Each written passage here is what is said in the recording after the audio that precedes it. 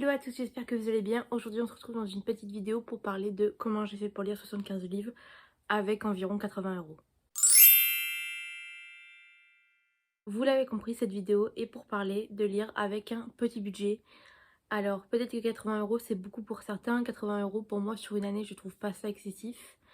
J'ai pas fait de calcul mais ça doit pas faire énormément sur 12 mois, je vous mettrai ici la réponse. Donc je vais vous donner toutes mes astuces, tous les petits trucs qui m'ont aidé cette année à lire pour un minimum d'argent en fait. Donc je vais essayer de faire simple, précis et sans trop blablater. Donc c'est parti, on y va. Premier point, on va parler de tout ce qui a été gratuit pour moi et tout ce qui m'a permis de lire gratuitement en fait. Premièrement, ce qui m'a vraiment permis de faire des économies, c'était les bibliothèques et les médiathèques. Donc moi on appelle ça une bibliothèque mais c'est une médiathèque, chez moi on a accès à tout. Donc j'avais accès à des livres audio, à des e-books et les livres physiques dans la bibliothèque. J'ai lu environ 25 livres grâce à ça et encore, je me suis inscrite à la bibliothèque uniquement en milieu d'année. Donc si vous avez une bibliothèque près de chez vous ou même un petit peu plus loin et que c'est en ville et que vous vous y rendez souvent, allez voir, renseignez-vous parce que moi la mienne est totalement gratuite. Je sais que dans certaines villes, si on vient d'une autre ville, c'est payant. Mais parfois c'est pas excessif. Il me semble que j'avais regardé pour la ville de mon copain. Et il me semble que c'était 20 € à l'année. Donc c'est pas excessif non plus. On se dit qu'on peut faire un maximum de lecture grâce à ça. Donc voilà pour le premier point. La deuxième chose que j'ai fait cette année pour réduire les coûts, c'est emprunter des livres à mes amis. Si vous savez que vous êtes soigneux et qu'il n'y a pas de problème et que vous n'allez pas les abîmer, faites-le et demandez-leur s'ils ont des livres qui vous intéressent et donnez-leur un délai pour les rendre parce que c'est vrai que souvent on a peur de ne pas revoir son livre. Alors souvent dites-lui je te le rends dans 1-2 mois ou la prochaine fois qu'on se revoit et essayez de le lire le plus vite possible entre guillemets sans pour autant vous forcer. Et je sais que moi j'ai lu je crois 5 livres que ma cousine m'a prêté. Troisième chose que je peux vous conseiller, c'est de demander des livres aux anniversaires ou au Noël. C'est vrai que moi souvent mes parents ou même les gens autour de moi sont là genre je vais pas t'offrir un livre pour Noël. Alors il faut leur expliquer que c'est vraiment quelque chose qui pourra vous faire plaisir en fait. Et moi j'insiste vraiment sur ce fait et surtout que ça me permet moi de par la suite ne pas dépenser mon argent dans un livre que j'aurais vraiment eu envie d'avoir.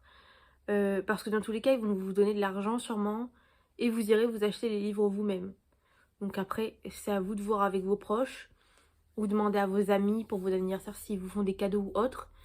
Mais moi c'est un des meilleurs conseils que j'ai parce que du coup je pense que là par rapport au début de l'année je n'ai pratiquement payé aucun livre étant donné que j'ai tout eu pour mon anniversaire et Noël. En sachant que il y a peut-être un mois de différence parce que je suis née le 20 janvier, Noël est le 25. Donc en gros moi le début de l'année c'est vraiment le moment où j'acquis le plus de livres en fait. Et la plupart du temps je ne paye pas. C'est ce qui me permet de faire des économies après tout au long de l'année. Revendre les livres que vous ne lisez plus pour en racheter d'autres. Après je sais que c'est un peu compliqué dans le sens où on achète un livre plus très cher entre guillemets et on le revend moins cher. Mais faites du tri dans votre bibliothèque si vous voyez qu'il y a des livres que vous n'avez pas aimés, que vous ne lirez plus ou qui ne vous intéressent pas. N'hésitez pas à les revendre pour faire tourner un peu votre bibliothèque et en racheter certains qui vous intéresseront plus.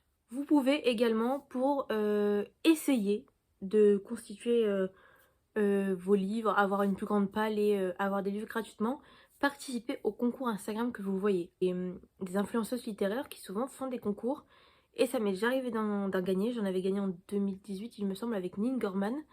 Et franchement on est toujours content parce que c'est un livre qu'on reçoit gratuitement. Surtout souvent on participe à des concours qui nous plaisent vraiment. Donc là pour le coup c'est 100% gratuit et vous avez une chance, parfois une chance minime, mais vous avez de la chance quand même de peut-être recevoir un livre. Ensuite, au niveau des alternatives gratuites, on a également les e-books. Vous pouvez très bien trouver des e-books gratuitement, autant sur l'application livre de votre téléphone, autant sur Amazon ou même sur Rakuten Kobo, je crois que ça s'appelle, et c'est pour la Fnac. Et sur toutes ces plateformes-là qui sont gratuites, parce que toutes les applications sont gratuites, vous pouvez y retrouver des e-books gratuits, même en anglais sur Kobo il me semble. Donc parfois c'est intéressant d'aller faire un tour parce que certains livres que vous avez peut-être entendu parler ou certains premiers tomes sont gratuits et pour le coup vous lisez un livre gratuitement. Certes c'est un e-book, je sais que pour certains c'est compliqué de lire un e-book, mais disons que pour ceux qui n'ont pas de problème avec ça, c'est un gros avantage et ça peut vous permettre quand même de faire des économies. Ensuite les boîtes à livres, pendant un temps c'était très démocratisé Maintenant, quand je vais voir dans les boîtes à livres, il n'y a pas vraiment de livres qui m'intéressent. Mais ça peut arriver, étant donné que j'avais vu la bouquinade par exemple, qui Emma, donc de la bouquinade, qui mettait des livres que elle n'utilisait plus ou enfin ne lisait plus dans les boîtes à livres. Donc on peut toujours trouver des petites pépites. Moi la dernière fois j'en avais trouvé un aussi également qui m'intéressait beaucoup. Comme ça vous pouvez le lire, si vraiment vous intéresse vous le gardez. Mais sinon vous pouvez le remettre dans une autre boîte à livres et faire tourner en fait le livre et que d'autres puissent y avoir accès. Ensuite, dernière manière gratuite d'avoir des livres, ce sont tous les abonnements et essais gratuits que vous pouvez avoir. Et vous n'imaginez même pas à quel point vous pouvez en avoir. Cette année, j'ai dû en avoir au moins 3 ou 4. Et je fais qu'une fois l'essai gratuit, bien sûr. Après, si imaginons mon copain ne va pas s'en servir, bah je vais faire un essai gratuit pour lui. Et ça me fait gagner encore un mois. Mais bref, du coup, je vais tout vous lister maintenant. Il y a Nextory déjà. Alors, je sais que il me semble que c'est 15 jours d'essai gratuit si vous ne passez pas par un lien d'influenceuse. Mais il y en a beaucoup qui sont en partenariat avec eux et qui sont donc rémunérés. Donc si vous voulez les soutenir, déjà c'est un bon point. Et de deux, ça vous fait 45 jours gratuits. Moi je suis pas du tout en partenariat avec eux. J'ai 57 abonnés les gars. Personne ne me contacte, mais c'est pas grave.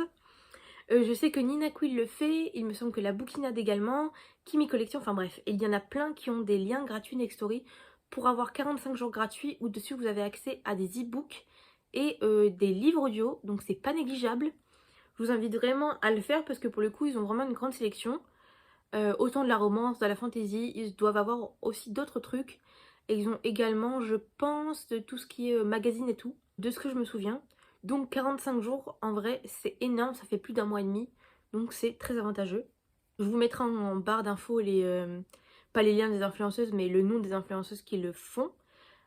Pour aller voir sur leur chaîne et potentiellement vous faire 45 jours gratuits et pouvoir lire, il me semble que c'est 10 livres ou quelque chose comme ça et 2 livres audio, mais dans tous les cas, si vous pensez à arrêter votre essai gratuit, vous aurez peut-être eu la chance de lire un ou plusieurs livres et écouter plusieurs livres gratuitement. Il y a ensuite l'abonnement Rakuten Kobo qui vous permet, je crois que c'est 10 € et de lire autant de livres qu'ils ont dans cette sélection, donc c'est Kobo Plus. Là pour le coup vous avez 14 jours gratuits également. Donc qui est disponible sur votre téléphone, sur l'application directement. Donc c'est pas négligeable aussi, 14 jours. Ça peut vous permettre de lire un seul livre, même si c'est un seul livre. C'est toujours un livre de gratuit. On est des rats en fait.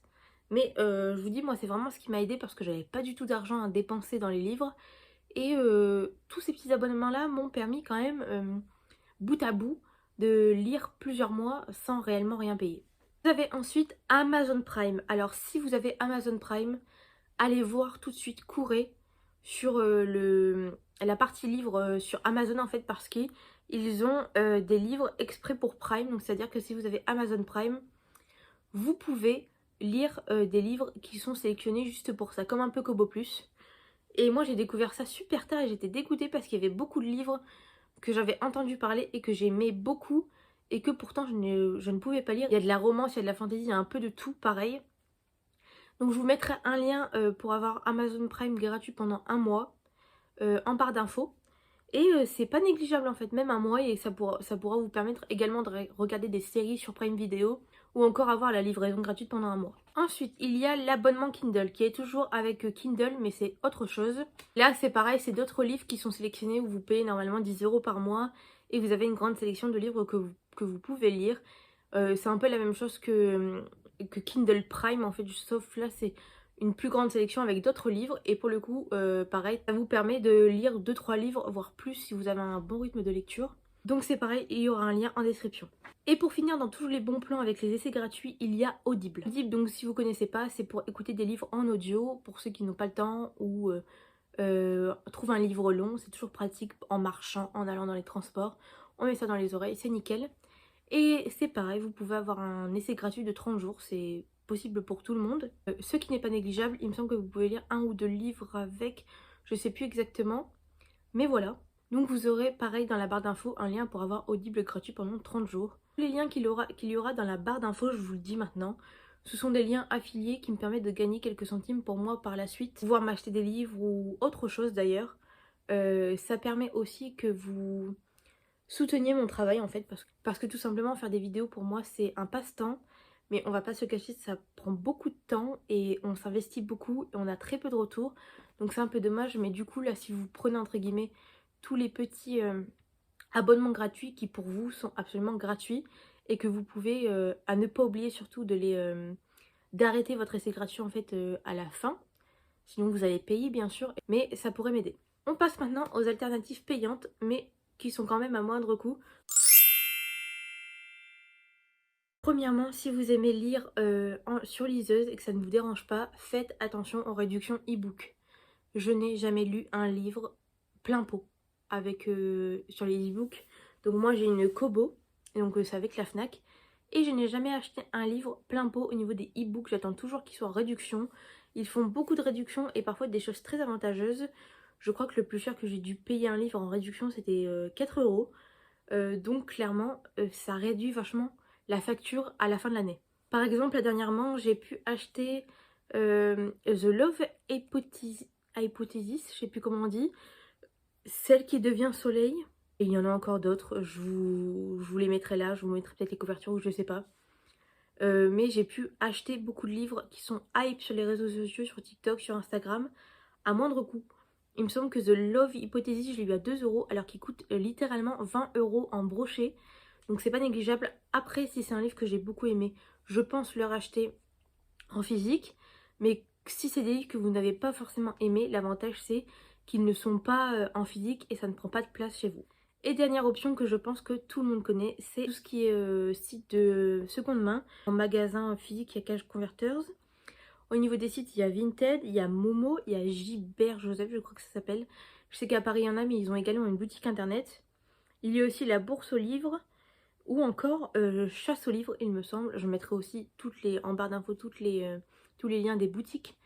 Et donc souvent on peut faire des réelles affaires. Et faites attention également, renseignez-vous parce que souvent on n'est pas au courant. Mais il peut y avoir autour de chez vous pas des bibliothèques mais des librairies de seconde main. Où à l'intérieur vous pourrez trouver les livres pour des bouchées de pain, clairement. Je sais que Cultura le fait aussi de temps en temps où on peut trouver des livres de seconde main là-bas. Et faites attention aussi, Amazon en vend. Je sais que très peu de gens le savent, mais ils en vendent aussi. Il suffit un peu de se renseigner, de chercher un peu sur internet. Et vous pouvez trouver des sites internet où ils vendent des livres de seconde main pour pas très cher. Après, certes, il y a une chance sur deux que le livre ne soit pas en bon état. Mais souvent, il n'y a aucun problème. Et dans tous les cas, si vraiment le livre est en trop mauvais état, vous pouvez faire un retour en fait, je pense. Du coup voilà, cette vidéo est terminée, j'espère avoir été claire dans tout ce que j'ai énoncé ici. Et j'espère aussi que je vais vous permettre de faire un peu d'économie pendant l'année de 2023 pour vos lectures et peut-être à l'avenir également. Moi je sais que ça m'a vraiment aidé en 2022 quand j'avais pas du tout d'argent. Et je pense qu'à l'avenir aussi c'est le genre de choses qui pourront m'aider. Bon malheureusement j'ai écoulé tous mes essais gratuits, donc au pire je prendrai ceux de mon copain parce que je ne l'ai toujours pas fait. Je le garde pour cette année ou pour l'année prochaine. Dans tous les cas, je sais que ça me dérangerait moins maintenant que j'ai un petit peu plus d'argent. On croise les doigts pour que ce soit le cas toute l'année. De payer un abonnement de 10 euros par exemple de Nextory pendant un mois et de m'enchaîner 3-4 livres. Ça devient super rentable parce que certains livres sont vendus 5, 6, 7, 8 voire plus en tant que e-book ou même en livre. Et forcément, ça revient à très peu cher. Après avoir fait les calculs, je me suis rendu compte que vraiment c'était super avantageux. Donc voilà, je vous laisse sur ça. N'hésitez pas à me dire en commentaire si vous avez des questions, j'y répondrai avec plaisir. Et je vous retrouve la semaine prochaine pour une nouvelle vidéo. Je vous dis à bientôt. Des bisous.